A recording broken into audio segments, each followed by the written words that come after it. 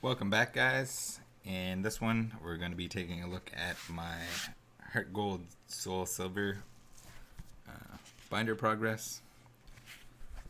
I like these sets a lot. At getting into this new era, there's a lot of hand-drawn artwork, a lot of meaningful kind of themes and backgrounds that we'll see throughout. First page here, it looks like we're missing some hollows. Got like that jump pluff, almost looking, doing his best oddish impression to look like a blueberry. And then Ninetales, as always, has the most insane artwork.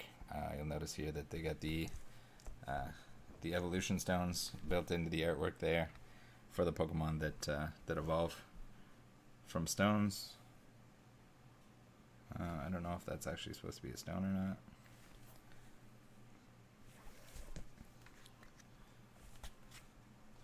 Raichu here, sitting on his butt. It's got like this shuckle here on the beach. I mean, I kind of like every shuckle, but that one's kind of special. It's very, the background's very minimalistic, but at the same time kind of being suitable. And I guess that's kind of like the style of the artist that did that, Kazuki. So we'll have to keep an eye to see if we get more of those similar clouds and scenery. Be kind of neat to see those next to each other, or at least compare them. I'm sure there's more throughout somewhere. Farfetch'd sitting on a bunch of sticks. Just looking over at us. We got Fur in the meadow. Very interesting. We got our Meganium, so we're gonna get back into the Gen 2 Pokemon. Pichu here, looking happy, taking up most of the artwork box. Wheezing down there, looking like he's not having a great day. We got our Bayleaf next to the tower. Blissey going for a stroll, having fun at work. Nothing on this page. So these reverses are also difficult to find without scratches because there's a lot of hollow foil on them. So that would be the primary reason why we're missing so many of them. I really like the Crocodile. You can kind of like the way that he's in the shade from the trees, but opened above, up top. So you can kind of see the light really peeking through. Corsola as well. Always like blowing bubbles underwater. Delibird just in time for Christmas. And then we're back into some almost like paper clay artwork down here from Adachi, I think it is. Not to be confused with the Yukamori claymation.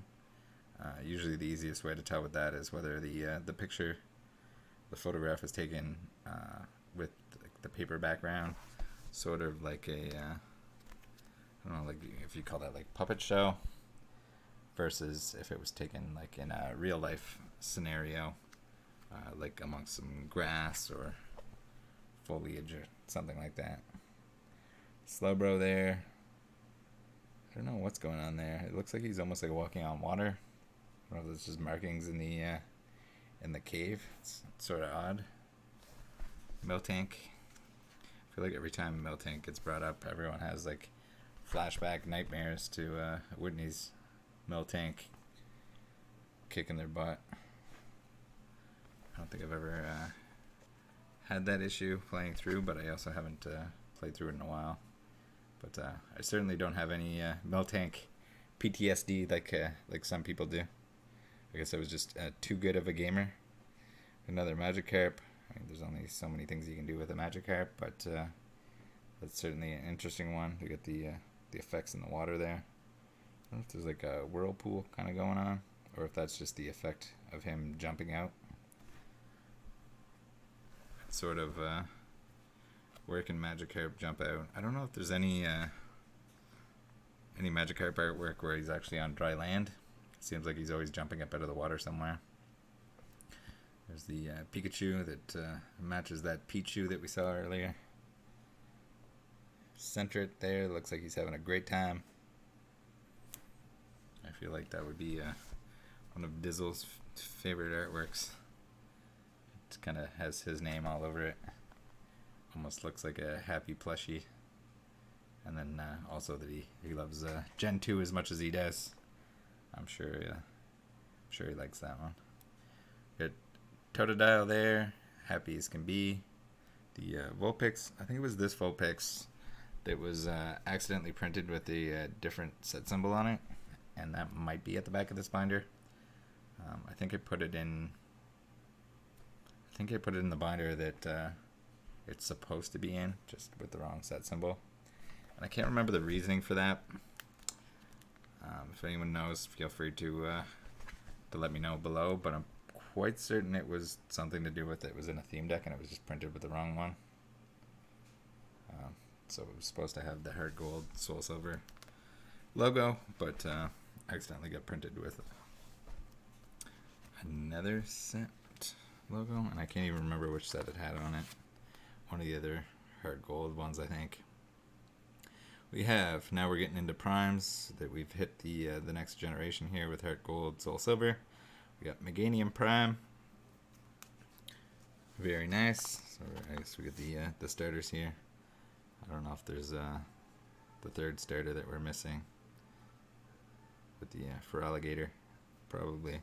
Safe to assume that that's supposed to be there. Actually, no, that might be their other legend piece that we don't have. So we get some Ho-Oh legs, but we don't have his top half, which is kind of sad. And then we get the bottom half of Lugia as well, but at least he's diving down, so we get to see his face. Probably the more exciting of the two pieces. It'd be nice to finish those off though. And then probably still missing some of the energies, even like the non-hollow ones. These are really cool, and people really like them because they feature Pokemon on them. So we'll see. I don't think I have any of them actually, but there's in Call of Legends later on they printed these in like a reverse foil. So those ones are very sought after and expensive for that reason. The Alf lithographs, I kind of wish they were all together in one binder or from one set, but these were sort of chase cards, and I don't think I can make it show up on camera. Maybe we'll take it out of the sleeve. Special occasion. So I was very surprised to find out that these have like a texture on them. So I don't know if I can even make it show up. It's hard to describe. It's like almost similar to like a GX or something, where it's got like a glossy texture on it. But I always thought these were kind of neat, and I don't know what they are in terms of price now, but they weren't very expensive at the time. I mean, I guess it's not that exciting if you don't like unknowns, but I like the fact that the card is so different from everything else around it, and that it's sort of a chase card of sorts, I guess. And if you wanted to include all these as separate Pokemon, then there's there's quite a few Pokemon on this card. And then also really neat that it uses the unknowns to spell out what it does. So this one here says, look at your opponent's hand, and it's done in the letters of the unknown. So I don't know, I really like them. Thought it was something neat and different, and certainly more exciting than some of the unknown artwork that's just the unknowns slapped on a different letters from the unknown slapped on a generic background or something. So we have quite a few of the variations here at the back. We got there must have been 3 decks here, kind of like team decks based on the starters, and we have all 3 of those shattered foils from those. We have a Pokemon League Crosshatch Donphan, Very neat. I'm assuming that he must have been playable to some extent, but I don't know. I wasn't really playing at that time, so I don't know a lot about it other than the odd time where people will mention something, and I always find that really neat to hear from people that were playing the game then, what they think, or what they used to play, or seeing even like someone's old deck that they used and they just left it assembled. Pokemon Communication, pretty popular card that's been printed again. Same with Double Colorless Energy. Although they seem to be trying to get off the dependence of Double Colorless with some other energies that they've been printing. Same with Ultra Ball. They seem to be giving it a little bit of a break. And I think that's all we got for that one. So it's still lots of progress to be made. The majority of it is the reverses on this set as well, which seems to be the ongoing theme with anything that's older and has difficult to condition reverses. Well, thanks guys for tuning in. I'll see you tomorrow with another one. We're gonna keep plugging our way all the way through. Take care.